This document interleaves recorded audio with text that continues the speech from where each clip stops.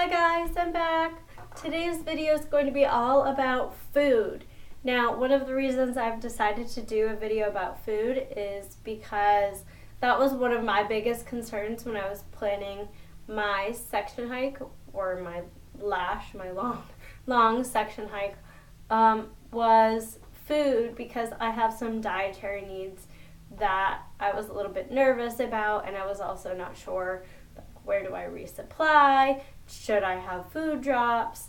And it's up to you to decide that. So I'll start off with talking about water, what you need to hang your bear bag, the supplies I bring, the kind of food that I eat, and then also a little bit about resupplying.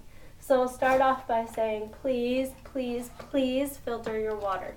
I used a Sawyer squeeze and a bag system, and it worked fine. I had started off with one of those MSR hand squeeze pumps, and it was just really annoying to sit there and have to squeeze it and filter out your water. This, you just fill it up and give the bag a squeeze. It's pretty simple. There will be some people who say you don't need to filter your water because you might have some immunity, or you can build up immunity over time to the bacteria and viruses in the water. But it's best to avoid all of that, because I had a friend that I was hiking with who got Giardia, and she was so sick. She had to spend a week in the hospital, and she did get back on trail, but she had to cut her hike in half for the summer. She had to stop way earlier than she expected because she lost a lot of weight, and she just got really, really sick. And the best way to avoid that is just to filter your water. And she did not do that. Okay, another really important thing to bring other than a filter is bear rope. There are a lot of places along the trail that do have bear boxes or bear cables or bear poles. Those are the three systems you'll see. But if you don't make it to the shelter one night, or you decide that you want to camp somewhere away from the shelter because it's too crowded, or some shelters, like a lot of the shelters in Tennessee, do not have any of those systems, so you need bear rope. And the bear rope is great too, because you can use that as a clothesline, or if you want to dry out your tent or whatever. There are a lot of different uses for the bear rope, so you need to bring that. And this is just I think it's a polypropylene rope. I think it's paracord. So it's pretty strong, but it's also thin and lightweight. The other thing you'll need is,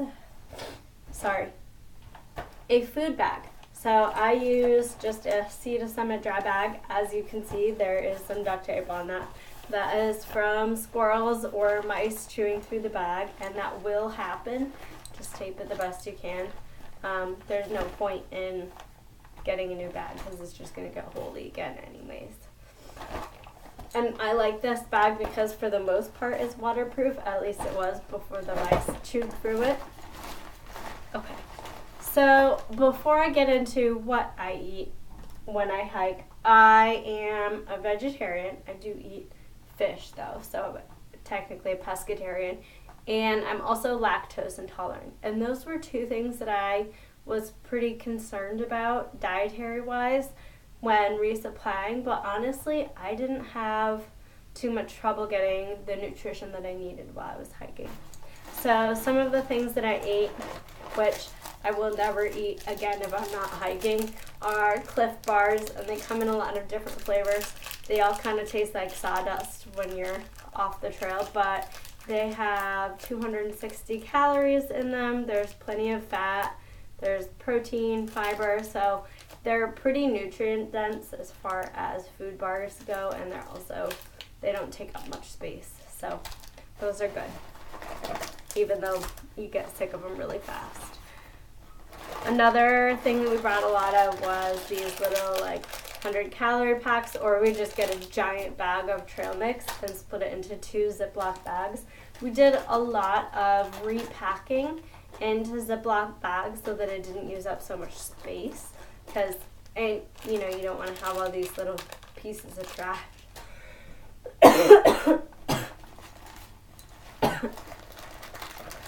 Let's see. Another thing that I ate a lot of for breakfast was oatmeal. The nice thing about these oatmeal packets is that all you have to do is rip off the top, and if you're very careful, you can boil your water and actually pour it right into the package, so you can just eat out of the package and not have to deal with the mess. Something that I ate sometimes, I tried to stay away from because I don't really like them very much and you know they're terrible for you, is these nor rice sides.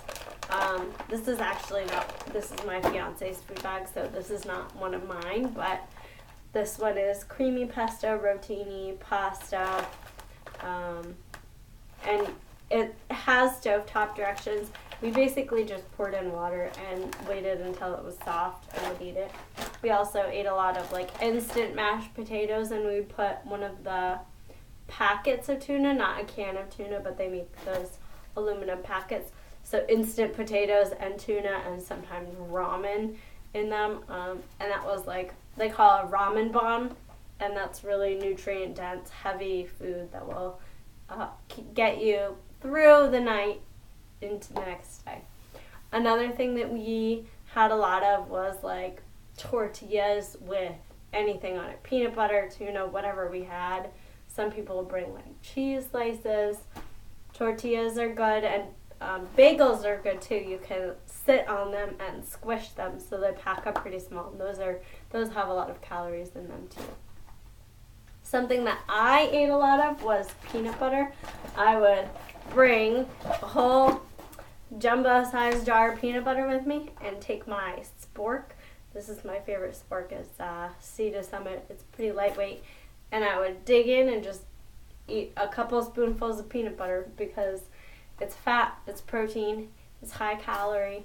And I'm someone who loves peanut butter too, so I didn't get sick of it, but I could see how somebody would get sick of it. It's also a heavy thing to carry, but it was worth it for the calories. Another thing that I ate other than peanut butter a lot was like M&Ms. They don't melt in the heat actually, so that's a good little like snack to put in your trail mix. Or we would also carry garlic with us, just like a whole head of garlic, because it's light and it adds a lot of flavor. So if you we would make couscous sometimes, just like plain couscous or quinoa, and cut up the garlic. Sometimes we'd find wild garlic or fresh wild onions, and we put those in there. Every once in a while, if we resupplied, we would also have like carrots or green beans or a hard vegetable, so that garlic. And then we would also try to carry like an avocado or a hard fruit like apples, just for the day after resupply. You wouldn't want to have that in your pack for a long time because that's heavy, but for the day after resupply, it's kind of a nice treat. And sometimes people will also pack out like beer, or if you're in, oh my goodness, if you stop in Gatlinburg and bring a pint of moonshine, that's kind of a nice extra thing to carry in your pack. It's kind of worth it. The other thing I wanted to show you was the pot and the stove that we use. So my pot was just this titanium, not too big pot, and I'm not even sure. Oh, the brand is Vargo. I actually got this in a hiker box because my pot had warped and was starting to rust. So this one worked out pretty well. It heats up really fast and it cools down really fast, which is nice. And then we just use an MSR pocket rocket stove. So the whole stove is just this little, and we actually keep the lighter in here. This is the stove, and you just screw it onto the fuel source. Now, some people, if it was really windy, they would take like a few rocks and place them around for a windscreen, and that was one way that we kind of dealt with that problem. We started hiking with a whisper light, but we realized that was too big, and this takes up a lot less space in our packs. so we just decided to switch over. And we had this at home, so we had this actually sent in a mail drop. So the other thing I wanted to talk about was resupply. So we had no problem resupplying in most towns. There were 2 places where we got mail drops. We got a mail drop in the Knock, and I can't remember the other one. I think the other one was in Glasgow. Those are the 2 places that we got mail drops. I would recommend getting a mail drop in Fontana because there's not much of a store there, and there's really no resupply in Fontana, and it's right before the Smokies. So if you don't have a resupply before the Smokies, you kind of have to stop in Gatlinburg, depending on your miles and how they work out. So I would get a mail drop in Fontana, and I would also get a mail drop in the Knock just because it's so expensive. And then also Harper's Ferry, where we ended. Because we were stopping in Harper's Ferry, we did not need a resupply there, but if you do, I would highly recommend getting a mail drop there because everything is really expensive. It's a tourist destination, so it would be a good place for a mail drop if you're looking to not spend your whole bank account on food. If you have any other questions, you can comment below, and I'm happy to respond to them. Have a great day.